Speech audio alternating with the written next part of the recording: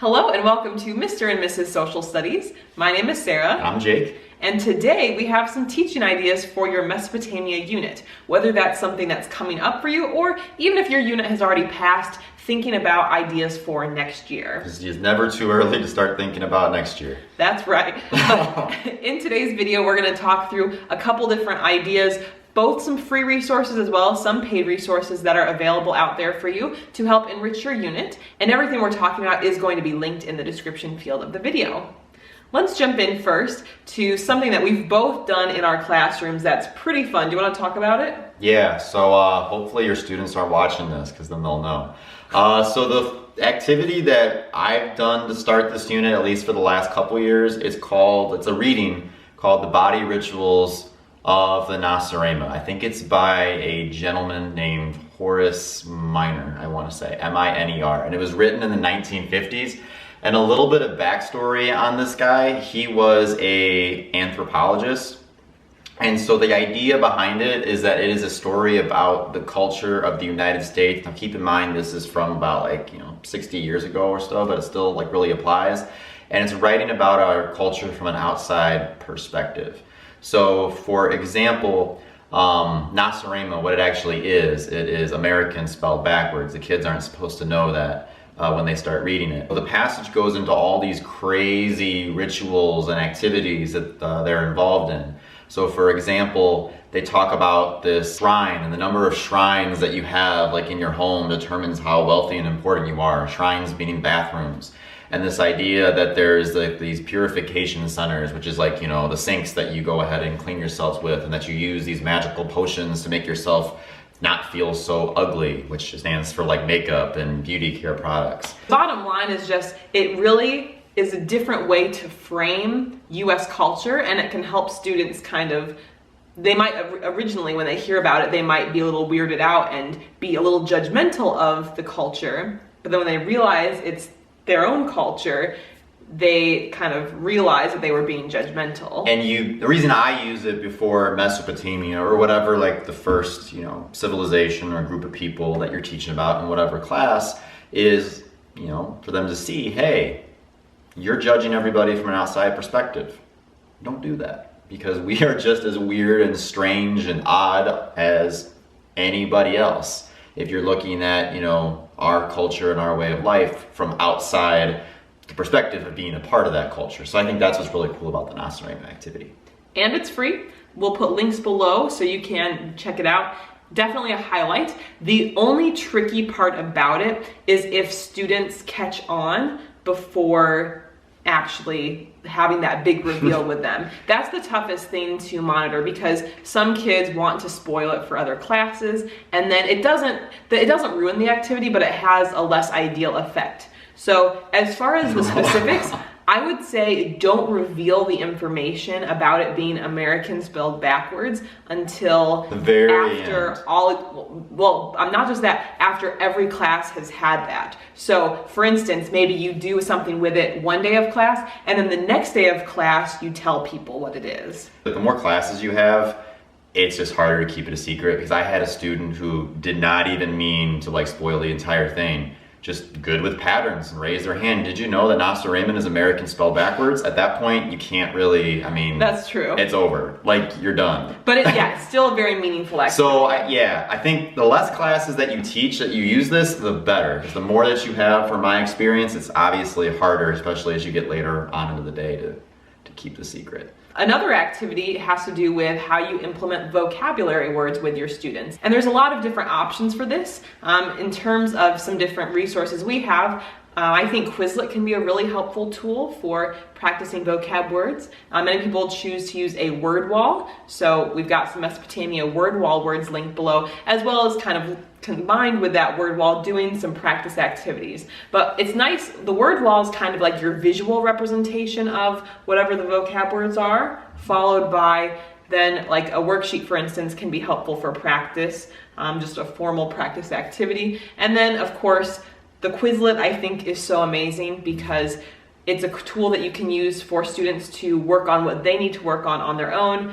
Flashcards, the vocab games, Quizlet Live is a blast. I've loved using Quizlet Live with my students in the past, so definitely that could be a really cool option for your vocab.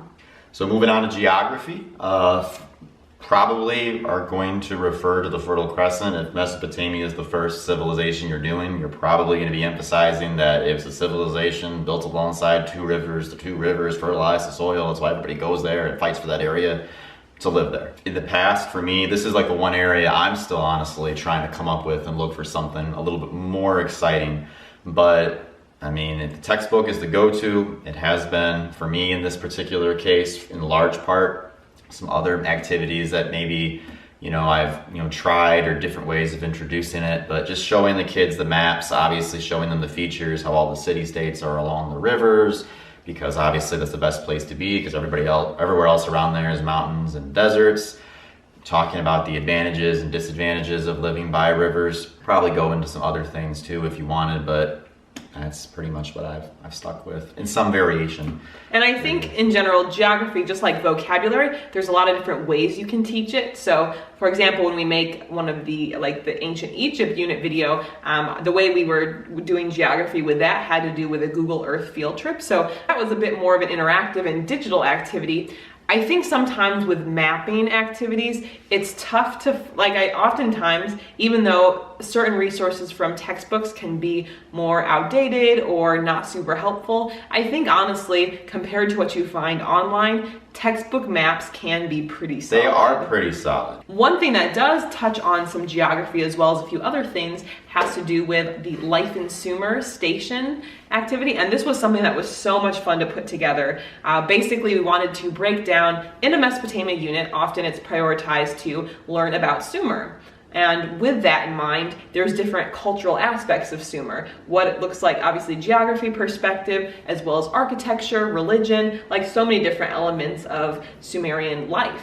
And because of that, just to try to have a more rich and robust understanding of Sumer, we thought it'd be really cool to break that up into a station activity. I love doing stations here and there because it gets the kids out of their seat, out of that normal routine of class, and they get to go experience these different stations. And there's a lot of fun stations. I know one that you've always enjoyed doing has to do with scribe school, where the students are practicing writing cuneiform, which not super popular with the students, but it's hilarious from a teacher perspective. Especially if you give them a time limit and then you give them a list of words and see how many that they can copy down and the time limit.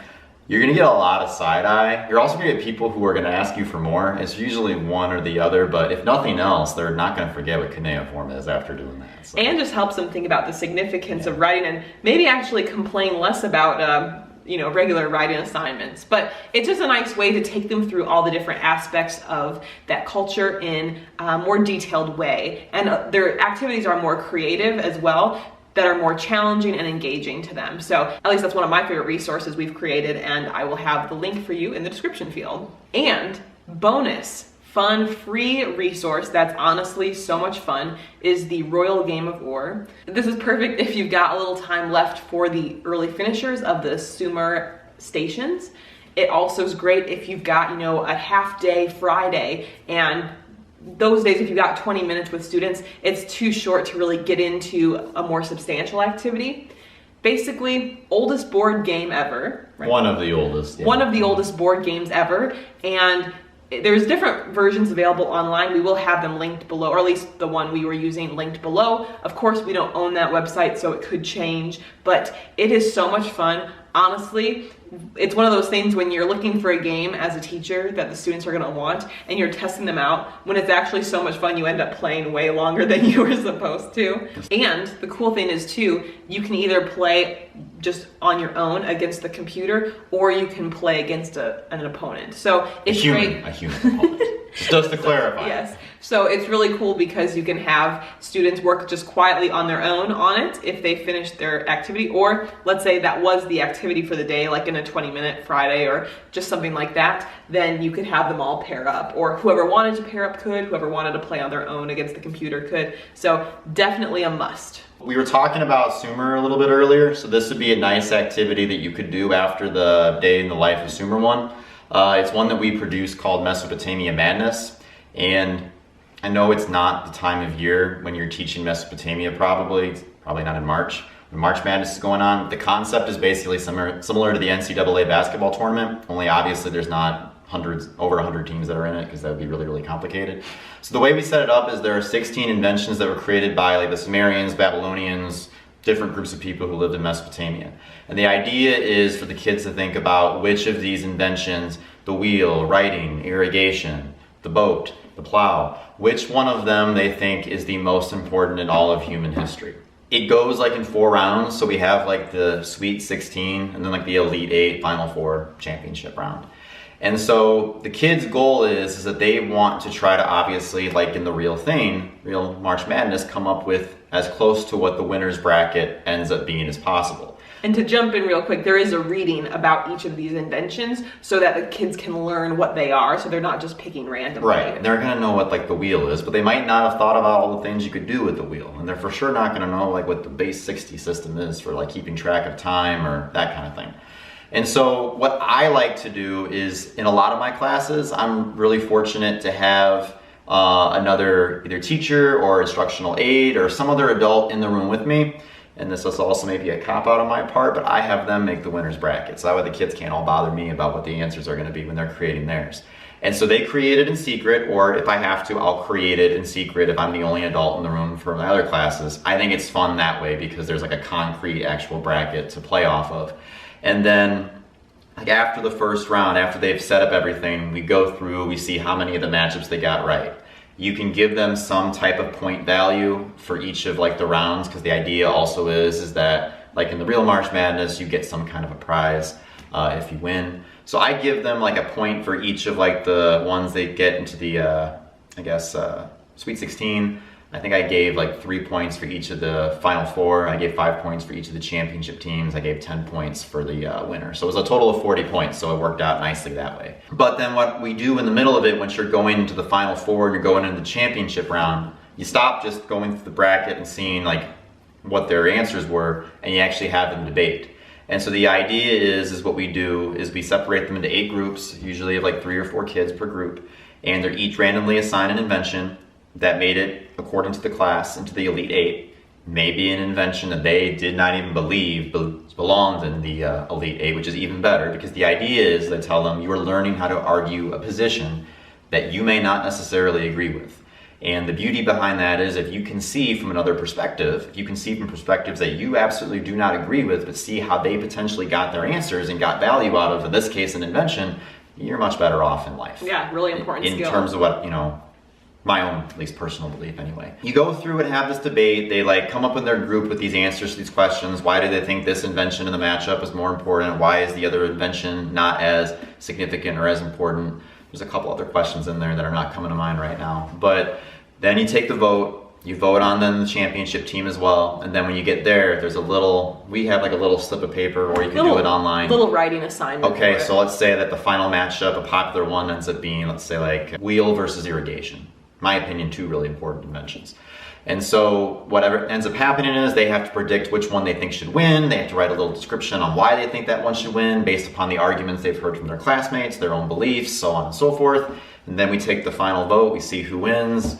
People laugh, people cry, people get up and dance. Did you have people cry? No, but people are upset. People will be upset if they don't win. So you have to have thick skin to do this here. Literally. Well, but here's the thing.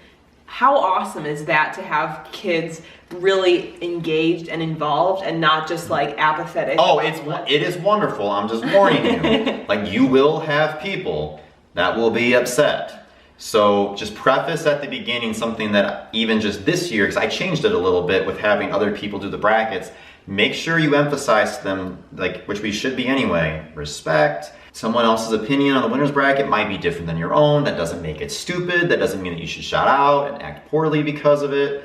Because I did have a couple of those situations in years past where, that kind of thing can happen, even if it was just, disagreeing with what the overall class vote might be. So definitely something good in any type of competitive activity. Always lay out the ground rules and what you expect before you start. And then one final thing I'll say on this, I think it's really just a wonderful, fun activity. You don't have to have a winner's bracket. That is an option, but you could just do it based upon like the votes of the students in the class. And then the second thing is, what I love the most about this activity is that this is that activity that makes it relevant, because Mesopotamia is a long time ago, and it might at the surface seem really difficult for our students to be able to grasp the significance of Mesopotamia. It is. But when you break it down to these inventions that affect our students and our lives so much, they start to realize how important, like, wow, they invented this. So much of our world today stems back from that, and this activity helps that. So you also get a really good sense of the legacy of Mesopotamia too. Mm-hmm. Speaking of legacy in Mesopotamia, I guarantee anybody who teaches this probably does something with this. Hammurabi's code. Why? Because it's one of the oldest law codes in the world. Oldest complete law code that we still have on record. Now, there are an abundance of resources out there on Hammurabi's code, so I'm not going to sit here and pretend that there's like a best one to suggest to you. But one really good one that is free is from the SHEG, Stanford Historical Education Group, something along those lines. Amazing website, by the way. If you haven't checked it out, definitely create your free account. A lot of resources for U.S. history, world history across all different time periods. Primary sources, also some good secondary sources. If you're looking for DBQ style activities, I highly recommend it. There's one for Hammurabi's code on there.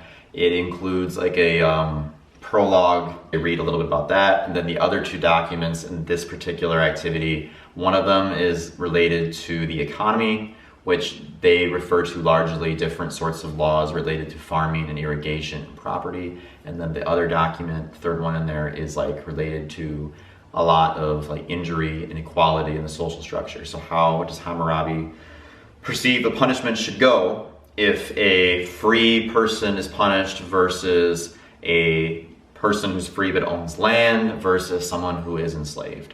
For a man who says that his rules are fair and just to everybody, students come to see, well, maybe by his standards, but by our standards today, not really, because you have three different consequences for the same crime based upon the social status of the particular individual who is the victim in this situation, as well as the person who is the accused. Definitely a lot to unpack and a lot to discuss in there.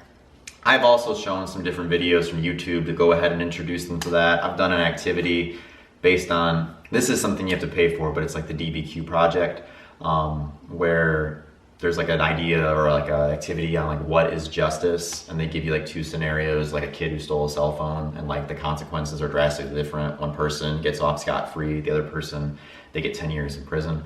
And so anyway, without giving too much away, there's a lot you can do with that. Going back to what Sarah said, if you're focused on this unit, which is what I personally do, is I try to teach the concepts that are relevant today. This might be bad, but I don't get into all of the different groups of people who lived in Mesopotamia. I focus on the areas where there's direct applications, like the Mesopotamia Madness, like the ideas of laws and justice and fairness. You can take that beyond just Babylonia and Hammurabi, and that's what you can definitely apply to today.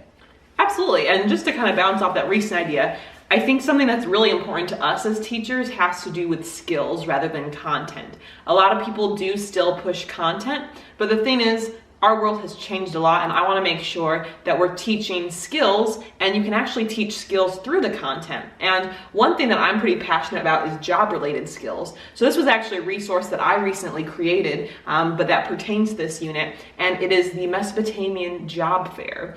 And the premise, rather than a traditional reading about some of the important leaders of Mesopotamia, as well as the Persian Empire, since they're often included in this unit, we have Hammurabi, Sargon, Cyrus the Great, and Darius the Great. Or Darius, depending on, there's different pronunciations. Wow, technical. Just saying, I've heard it both ways. But anyway, with that in mind, I actually, rather than just creating a reading about each person, I actually created a resume for each of them.